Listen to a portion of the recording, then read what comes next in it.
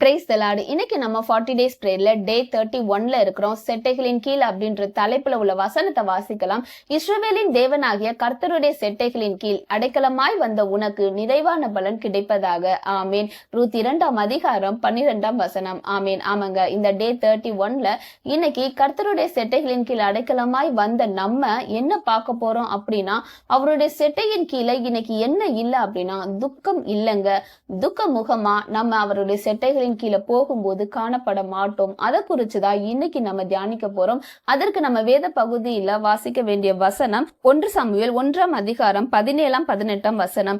அதற்கு ஏலி சமாதானத்துடனே போ, நீ இஸ்ரவேலின் தேவனிடத்தில் கேட்ட உன் விண்ணப்பத்தின்படி அவர் உனக்கு கட்டளை இடுவாராக என்றான். அப்பொழுது அவள், உம்முடைய அடியாளுக்கு உம்முடைய கண்களில் தயை கிடைக்க கடவது என்றாள்.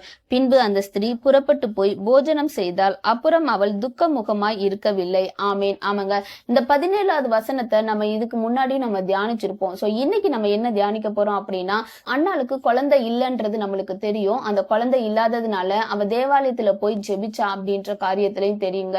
சோ அப்படி தன்னுடைய குழந்தைக்காக அவ தேவ சமூகத்துல ஜெபம் செய்ய ஆரம்பிக்கிறான். தன்னுடைய இறுதிய காரியத்தை எல்லாற்றையுமே அவ ஊற்றி விட்டாங்க. மன கசந்து அவ அந்த ஜெபத்தை எடுத்து அதுக்கடுத்து அந்த ஜெபத்தை முடிச்சுட்டு வரும்போது ஏலி சொல்றாங்க. அந்த வார்த்தைகளும் நம்ம இதற்கு முன்னாடி கேட்டோம்.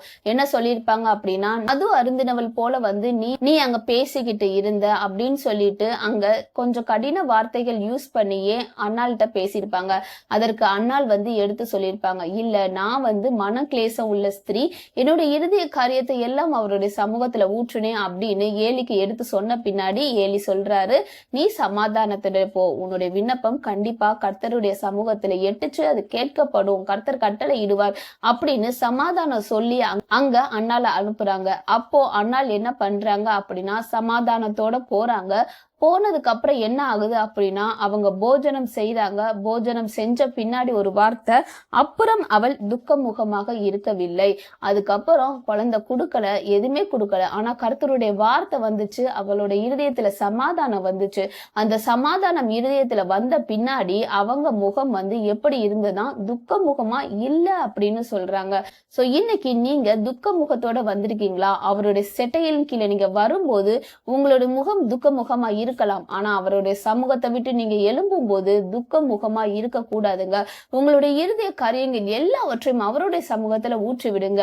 அப்படி ஊற்றி விடும்போது கண்டிப்பா கர்த்தர் உங்களுக்கு ஒரு சமாதான வார்த்தையை தருவாரு, வாக்குத்தத்தத்தை தருவாரு. அந்த வாக்குத்தத்தத்தை சுதந்திரிக்க முதல்ல அந்த வாக்குத்தத்தத்தை நம்புனீங்க அப்படின்னா உங்க இருதயத்துல சமாதானம் வரும். அந்த சமாதானம் உங்கள் இருதயத்தை ஆளுகை செய்யும் போது உங்க முகம் துக்க முகமா காணப்படாதுங்க. எப்போதுமே உங்க முகத்தை பார்க்கும்போது சமாதானமா தான் இருக்கும் மற்றவங்களுக்கு. சோ அதற்காக அவருடைய சமூகத்துல நம்ம எப்பொழுதுமே துக்க முகமா இருக்க கூடாது. அப்படி துக்க முகமா இருந்தீங்க அப்படின்னா கர்த்தருடைய வார்த்தையை அறிக்கையிடுங்க. நிறைய வார்த்தை கர்த்தர் சொல்லியிருக்காரு, உங்கள் துக்கம் சந்தோஷமாக மாறும் அப்படின்னு நம்ம வேதத்துல வாசிக்கிறோங்க. சோ மாறும்னா கண்டிப்பா மாறும். மாற்றுகிறவர் யாரு? கர்த்தர் அல்லவா? சோ உங்களுடைய துக்கத்தை கர்த்தர் கண்டிப்பாக சந்தோஷமாக மாற்றுவாருங்க. நிறைய காரியம் அவருடைய சமூகத்துல நம்ம அறிக்கையிடணும். நம்ம நிறைய காரியங்கள் ஷேர் பண்ணணுங்க. வாய் விட்டு சொல்லணும். இறுதிய காரியம் கர்த்தருக்கு தெரியும்ல அப்படின்னு சொல்லிட்டு நம்ம விட்டுறக்கூடாது. அவருடைய சமூகத்துல போய் என்ன மனசுல இருக்கோ அதை டைரக்டா நீங்க சொல்லுங்க. சொல்லும் போது சொல்லி எல்லாத்தையுமே மனசுல இருக்கிறத கொட்டி தீர்க்கும் போது என்ன ஆகும் அப்படின்னா கண்டிப்பா உங்களுக்கே ஒரு சமாதானம் இருக்குங்க. இன்னைக்கு துக்க முகமா நிறைய முகங்கள் காணப்பட்டுச்சு அப்படின்னா இன்னைக்கு இதை நீங்களே டெஸ்ட் பண்ணி பாருங்க. அவருடைய சமூகத்துக்கு போங்க. உங்க இறுதிய காரியம் எல்லாமே அது கஷ்டமோ இல்ல சில நேரத்துல ஆண்டவர் மேல வருத்தமா இருக்கும், ஏன் எனக்கு செய்யலாம் ஆண்டவரே அப்படின்னு.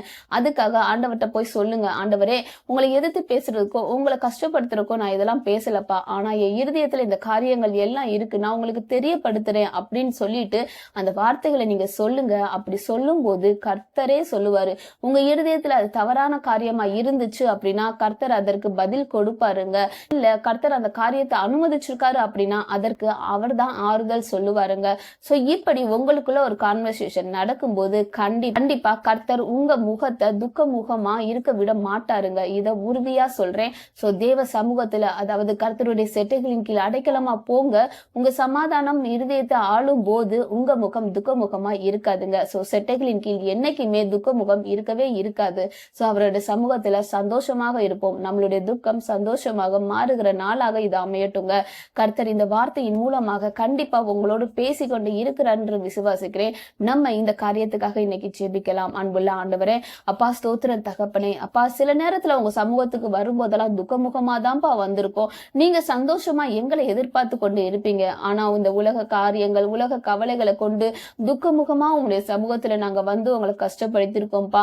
ஆவியானவரே, எங்க துக்கத்துக்கான காரியத்தை தகப்பனே இன்னைக்கு நாங்க உங்கள்கிட்ட ஷேர் பண்ணணும்ப்பா. அதற்கு நீங்க எங்களுக்கு பேசுங்க. ஆவியானவரே, ஆறுதல் வார்த்தையை நீங்க பேசுங்க. போவாஸ் ரூத்திட பட்சமாய் பேசினாங்க. அதே போல அப்பா பரம போவாஸ் ஆகிய நீங்க எங்களோட பட்சமாய் பேசுங்க. எங்களுக்கு ஆறுதலின் வார்த்தையை சொல்லுங்க. ஆவியானவரே, உங்களுடைய சமூகத்துல ஊற்றி கொண்டு இருக்கிற அப்பா உம்முடைய தேவ பிள்ளைகளை நீங்க கண்ணோக்கி பாருங்க டாடி. ஆவியானவரே, அப்பா இதோடு என்னோடு சேர்ந்து ஜெபித்து கொண்டு இருக்கிறவங்க, உங்களுடைய சமூகத்தை நோக்கி கொண்டு இருக்கிறவங்களுக்கு ஆவியானவரே துக்க முகம் காணப்பட்டு இருந்தா தகப்பனே அந்த துக்கத்தை எல்லாம் சந்தோஷமாக மாற்றி ஆவியானவரே அவங்க வாழ்க்கையில முழு சமாதானத்தையும் சந்தோஷம் நீங்க கட்டளையிடப்படுற கிருபைகளுக்காக நன்றி செலுத்துகிறோம்ப்பா. எல்லாவற்றையும் உடைய கருத்துல ஒப்பு கொடுக்கிறோம். பொறுப்பெடுத்துக் கொள்ளுங்க, வழி நடத்தி கொள்ளுங்க. ஆவியானவரே அப்பா ஸ்தோத்திரம் தகப்பனே, நீங்களே ஆளுகை செய்யுங்க. இயேசுவின் நாமத்திலே ஜெபிக்கிறோம் ஜீவனுள்ள நல்ல பிதாவே, ஆமேன். கர்த்தர் இந்த வார்த்தையின் மூலமாக உங்களை ஆசீர்வதிப்பாராக. உங்களுக்கு சாட்சிகள் இருந்துச்சுன்னா கமெண்ட் செக்ஷன்ல ஷேர் பண்ணுங்க. உங்களுக்கு இது பிரயோஜனமா இருந்துச்சு அப்படின்னா மற்றவர்களுக்கு ஷேர் பண்ணுங்க. Amen. God bless you. Jesus loves you.